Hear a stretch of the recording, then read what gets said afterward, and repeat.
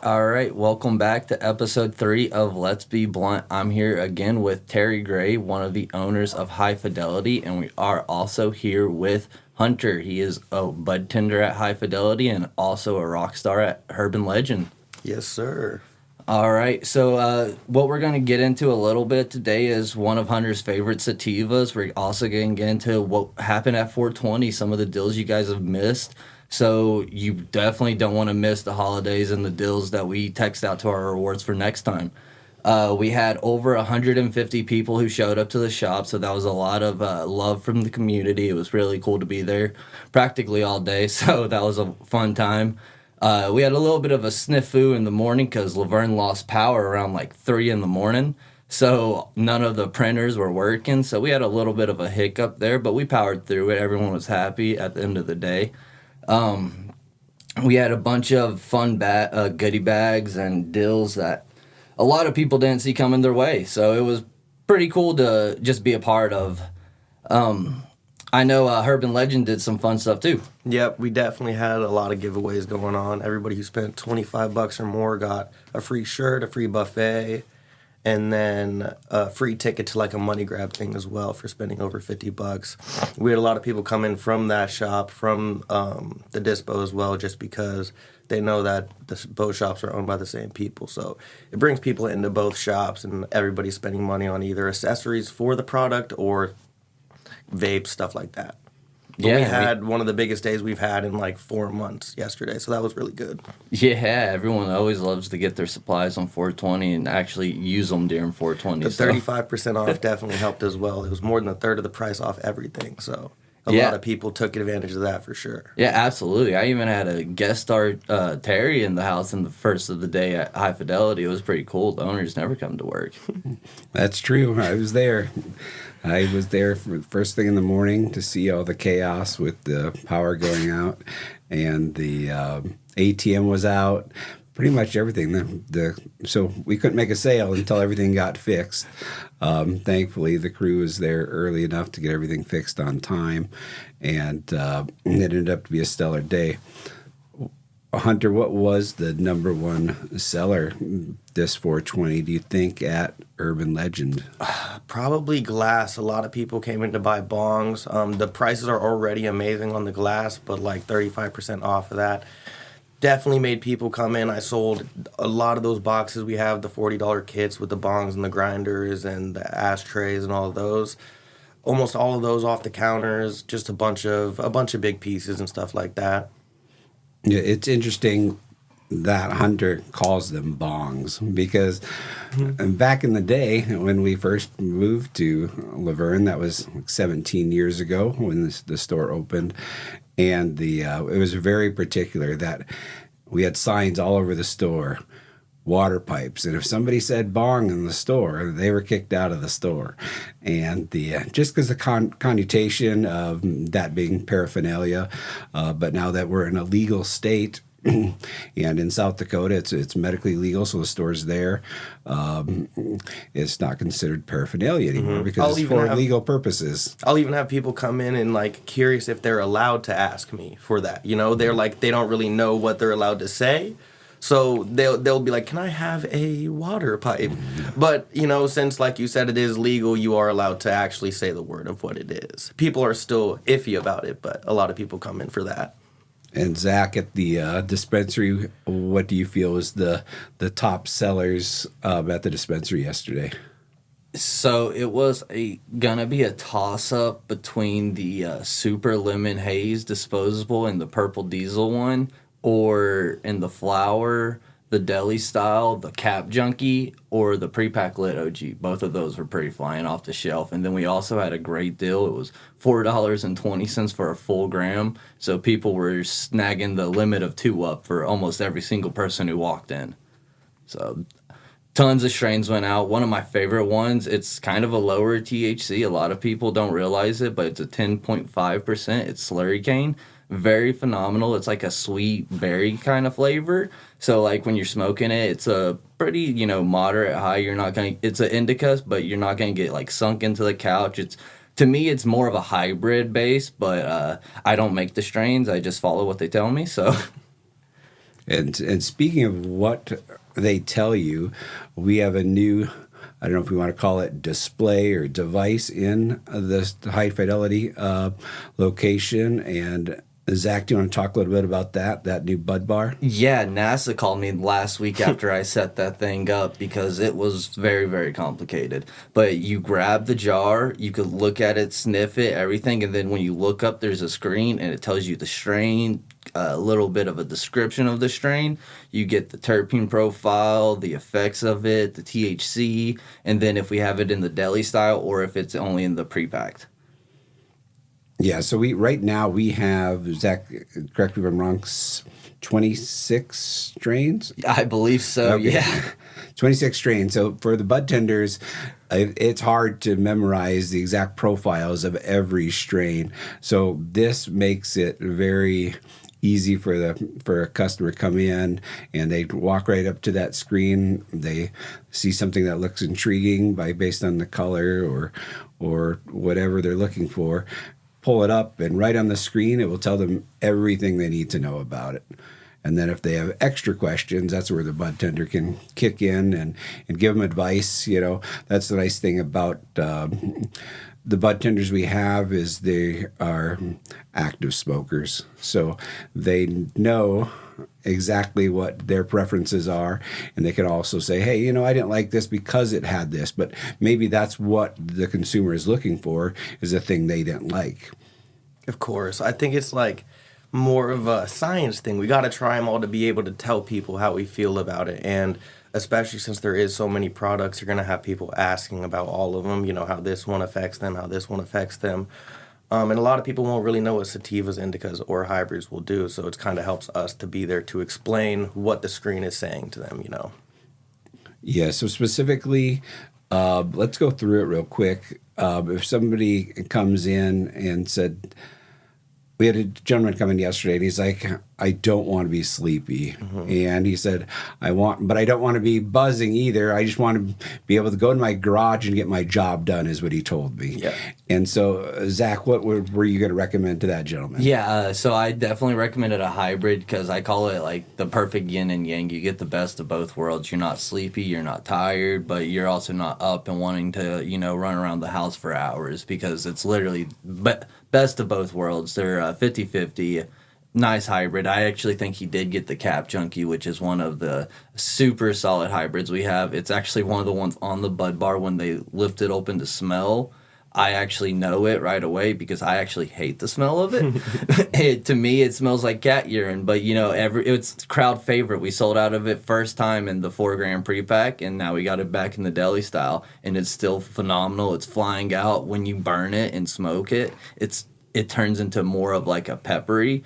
But when it's the flower, it's definitely like a ammonia, it says. So it has like that weird funkish smell to it. So when people pick it up and smell it, I'll be across the room. I'll be like, oh, you got the Cap Junkie open, right? And they're like, yep. I'm like, I know that one for sure.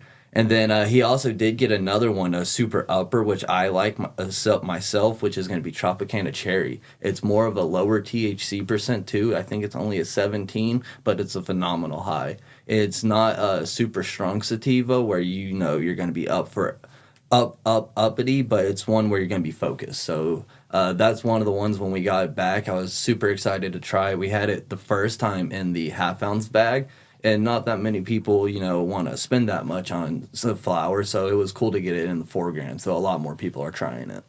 I think it helps, too, to get it in the 4 grams, because once they see how good it is, they will get the half ounces. It's just spending that right away when you don't know what it is or how it looks is kind of hard. But when you get it in deli style or 4 grams, it'll be like, oh, I'll just get a half of that rather than get the 4-gram bag. Oh, yeah. And yesterday with our deals, we had halves going for $7.50. I think we sold the most halves I've seen since we've opened, so it was pretty phenomenal. We were busting them out pretty much left and right. And speaking of some sativa strains, we have one in right now that Hunter really likes. You want to get into that? Yeah, so the soap is a really good one. Whenever anybody asks me for a sativa out of any of the deli style or the prepackaged, I'll say the soap. It's a lot different than a lot of sativas for me. I normally am an indica person just because they are a lot more like gassy, which the definition of that is like like the smell of fuel, or like the smell of not fruity smell. Yeah, like diesel or exactly, like a diesel or like a fuel or something like that. That's normally what I go for. That's what I prefer, and normally you'll find those being indicas. The soap has that smell, but it's a sativa, and like you were saying, I wouldn't say it's a full-on, like the Tropicana, like a full-on sativa buzz. It's more of like you want to go watch a movie with friends and laugh a lot, or you got errands and you want to still be uplifted, but you don't necessarily want to be like have a bunch of anxiety. It's perfect, because I don't like sativas for that reason. I tend to get anxiety if I smoke too much of a sativa, but it's perfect. It's like a perfect hybrid, in my opinion. Nice, yeah, because I actually don't like the soap. That's why when we got the Tropicana, I was very hyped to get that back, because we didn't have too many sativas, but now we got 3 back on the decks. Yes, and I think the Fight Club being back is good too, because that was one of people's favorites for a while, and that's one of the most popular sativas we have. That one's more uppity. I don't like it too much because of that reason, but it still smells amazing. Yeah, I don't know how people find out about that, because rule number 1, you're not supposed to talk about Fight Club. Yeah, that's a really good one. That one and the Donnie Burger, I'd say, are good to have back because people love them the most. And like you said, the Cap Junkie also. You guys talked about hybrid and you talked about sativa, but we've neglected indica, which is Donnie Burger, which is hilarious. So Donnie Burger is a indica, and if you look it up on Weefly, I didn't want to put it on the effects because one of the top effects is arousal. I was like, no way. And I was like, I don't think anyone's smoking this, and they're like, let's get it on. But I mean, to each their own, because it's definitely by far, I think we've sold out of it 3 times now. Yes. So it's by far the crowd favorite. But another good one is Grape Canyon Skittles. I know the cultivation hates me when I talk about it because I call it Grape Crayon Skittles. I think it rolls off the tongue better. But it's another super phenomenal one. I actually like that one a little bit more than the Donnie Burger. The Donnie Burger, it has a pungent, like, cheese feet smell. And it kind of describes exactly how it smokes and tastes, and a lot of people like that. Mm-hmm. That's what they want. See, that's what I was saying. Like, I prefer that, which is weird. It has a super, super strong, like, dang cheesy smell, and that is what I like. But a lot of people don't like that. Yeah, and that's why I like the Great Canyon Skittle, because it still has that, like, earthy note to, like, the nose to it, but it has, like, the still citrusy, like, back ends to it. So you still get that, like, grape exhale when you hit it. So I think I heard that you guys like cheesy toe smell. Is that correct? Did I hear this right? I mean, yeah, it's like a really, like, there are a lot of cheese strains. We haven't got any of them yet over at the Dispo, but I see, it definitely happening. But a cheese is like a really interesting smell. It smells like cheese. Like he said, almost dirty feet, but in the best way possible. It's not like... Yeah, imagine a cartoon now, like in the buds, and when you open it, like you just get a weird little smell. Yes. It almost smells, like if you let a gas pump just leak on the ground, like some strains that smell like that, I love that. Like the Permanent Marker, that's one of my favorite strains of all time, and that's exactly how it smells. The name describes it perfectly. It smells like a permanent marker. Yeah, and we just got some new Unbound strains in too. One's a lower THC percent, but it's called Purple Ice Water, and literally the name describes it. When I busted open the bag, I was like, no way. The nugs were so dark, and then it was so frosty, so it just looked like ice over like a purple iceberg. It was insane. I can't wait to put that one on the Bud Bar. Yeah, that one sounded really good. I tried the Will Funk. The Will Funk is amazing. First Class Funk. There you go. The Golden Ticket and the Purple Ice Water I haven't tried yet, but all 3 of those sound amazing. Nice. Yeah. We got a restock of Rosanna too, because I know that was one of the crowd favorites, and then we also got Golden Ticket, First Class Funk, and then we still have some Mac V2 from Unbound. I don't know how they're phenomenal, but I'm excited to see every time they call me and tell me they have new strains. I always pick up the phone. Definitely. That stuff was moving faster than almost anything else. Once you put it in the Bud Bar for people to see, it kind of, sold a lot even faster than it was already selling because it looks amazing. The only reason it's a little bit cheaper is because it's the non-native grown, so the independent growers kind of price it a little bit differently. Yep. And I've been getting good news. I do have wax on the rise, and I'm hoping within 2 weeks now. So that's something I'm excited to get on the shelf. I've had a lot of people ask me for, so I'm excited to finally actually kind of get a date, so... Yes, sir. That's one of the biggest things people have been asking since we got flour, because it was a soft open at first. Once we got flour, people were, set. After we got pre-rolls, they were happy, but everybody always wants more, and the rosin and that oil has been the most asked for, I'd say, since we've had everything else. Yeah, and it really sucked because on 420 we were sold out of edibles, so all I had was hemp-derived edibles. Yeah. So the only place I was recommending people to go were Coastless because they had the Green Apple Nebula bar still, which was kind of cool because, I love to support the local homies. I love Dylan and them over there. We actually sent them a cake, which was pretty cool. Of course. And the edibles are still stuck in testing at the moment, aren't they? Yep. What last I heard, there was roughly around 8 of them in testing. So, I can't ever speak for the testing facilities because they're on their own time. But as soon as they get done with testing, they should be on their way to us. Yeah, and as the numbers guy, I know we see the customers have been asking for certain things, but we noticed that even though everybody was asking for flour, you need flour. The number one sellers is not the flour. It's the disposables and the carts are the Believe number it or one not, sellers. even when everybody was asking, still the most thing bought is the disposables and the carts. But it helps to have a lot more flavors. Ever since we've been getting more flavors of carts, the screw-ons, and the disposables, a lot of people like that because there's more variety. Yeah, and Zach was clear to state just now that we do have gummies, but they're hemp-based gummies. Can one of you guys clarify what he means by hemp-based gummies? Yeah, so a lot of people are very, very confused on the Delta-9 conception. They think Delta-9 is not real cannabis. But the real fact is that it is. It's found in regular weed and it's found in hemp-derived. And the reason why is Delta-9 is the cannabinoid that it does get you high.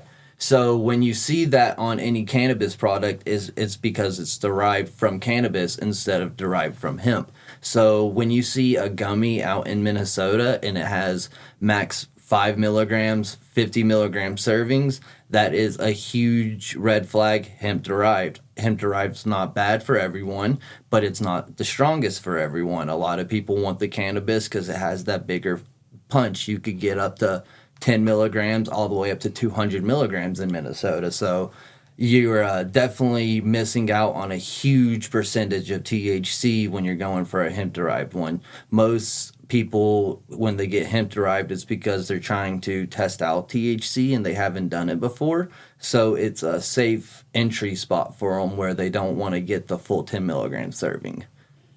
And is that we have a lot of drinks in the dispensary, and those are those hemp based? All hemp based right now, and one of the key factors for that is because Minnesota only had them at 10 milligrams, even for adult use. So none of the adult use people were like, "There's no point." We were gonna have to charge a little bit more because it takes a lot more to manufacture our drinks, get them to shops because they actually have to use a transport instead of mailing them.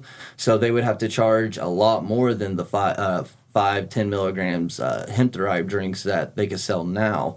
But now Minnesota upped it to 20 milligrams, so maybe there's a good possibility we see that in the future. I just have yet to hear about any of them.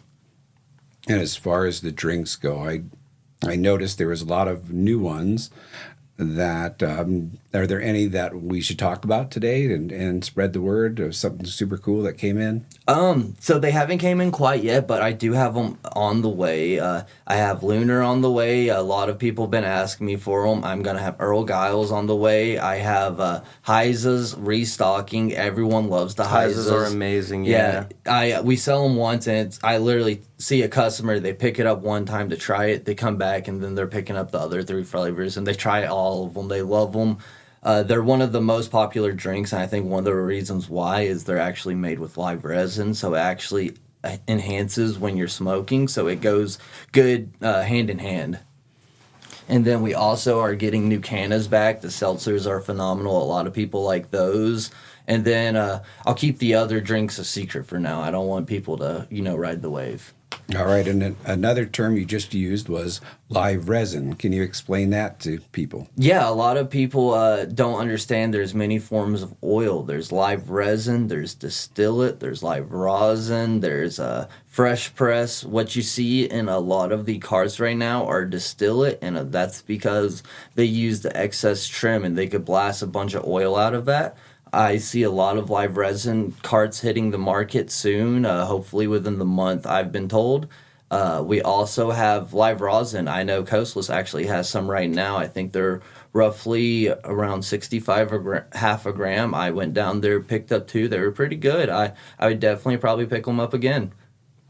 I'm excited. That's why I'm super excited for the concentrate we have coming in. If that's what Minnesota has to offer, I'm excited to see what they're going to give us in the future. And why does that product take longer to hit the market compared to the products we currently have? One of the reasons is Minnesota Medical didn't actually allow concentrates on the market. So they were not a thing before rec was a thing. So when they started making rec concentrates, it was a bunch of new hoops they had to jump through. They had to jump through all the new testing facilities. The testing facilities didn't know what to test for because they never had that kind of concentrate before either. So it was kind of just a learning curve for everyone. And then a lot of people also don't realize Minnesota capped the concentrate market at 80% in Minnesota. So a lot of people are coming into the store and they're like, why aren't your vapes higher than 79% all the time? And I have to let them know that Minnesota only allows 80% unless it's a non-tribal product. So if it's a non-tribal, it can Or go if it's above. tribal. But like a non-tribal, like the Stargazes, those can be an 84 or whatever. Because they're tribal. Okay. Interesting. And then comparative to states that have been legal for quite some time, Colorado, Oregon, California, are those percentages higher in those states, or are they about 80% as well? I feel like they're really the same. A lot of people, they get these black market cards and then they see these made up numbers and then they go into, legal places and then they have their mind made. They're like, oh, well, my buddy was having something at 34%, but they don't have testing to prove it. So who knows if it was 34%? It could have been 3% for general purposes. So it's a lot of people are just really uneducated on THC percentages and they really are like, oh, high THC, that's the only thing that matters, when it's really not. The terpenes are the key factor. All right, terpenes. Let's talk terpenes. Another word that a lot of people probably aren't familiar with. Yeah, so a lot of terpenes, so it's going to be like limalol, there's beta carmine, there's a bunch of terpenes that are just naturally found in cannabis. And when your body smokes the cannabis, it's breaking down the THC, the CBD, but it's also breaking down the terpenes. And that's what's giving the THC percentage and the hybrid and sativa, the indica, the punch. So the terpenes are what really makes it a hybrid, what makes it indica, what makes it a sativa. Because when you smoke it, your body breaks down those terpenes, and that's why you get uplifted. So when you see a lot of sativas, a lot of them are going to have like the beta carmine because that's one of the terpenes that gets you uplifted. So that's why you don't see it in a lot of indicas. Unless it's like a very low percentage. Sweet. What excited me was what Hunter said earlier, that at Urban Legend, the bestseller was glass. And I think Definitely. next week we should focus on glass and talk a lot about the different types of glass and different glass blowers. I think that'd be a lot of fun next week to dive into that. Yeah, I was telling a lot of people, so I come from California, and the glass that we have here is really good priced. If I took one of the $60 bongs we have here, it would be $120, $140 at any of the shops that I was at in California. It's just the price range is a lot different. We have really good priced glass, and it's actually a lot better quality than other states for sure. Yeah, and a lot of the cool things about that is we're constantly talking to a bunch of different American artists because I pretty much love American artists. I love working with them because I love supporting local people. Those people have families to support, and I love to actually get a part of that because if I could sell their spoons and help, feed their families and also help someone get a rad-looking spoon, I'd rather do that instead of getting 25 shipped into me on a box that was made in a factory from I don't know who. So that's one of the real reasons we, shop American, shop local, because they have families to support just like us. I mean, we're just small families, small businesses trying to thrive in a small community. So that's just one of the reasons I love working with Common Sense and Urban Legend and High Fidelity. I mean, but And I'd like to say that's one of the reasons a lot of the local people say about the same thing. Everyone who comes into High Fidelity say, oh, I've been going to Herb and Legend since they've opened, so of course I'm going to come here. And we always love to see that. And then we do see people who come in all the time who are like, oh, I just always love to come and see you guys. I don't like to buy anything because prices are high, but I always love to check it out and just hope to see it come down. And I tell them, hopefully, 4 more months, when the testing facilities release more product, prices should be a little bit more competitive. So don't give up on the rec market. And I think that's going to be it for episode 3 of Let's Be Blunt. Let's Be Blunt is recorded at Star Media Podcasting Suite in downtown Luverne, Minnesota. If you'd like more information about renting the suite, contact Star Media. See our show notes for more details.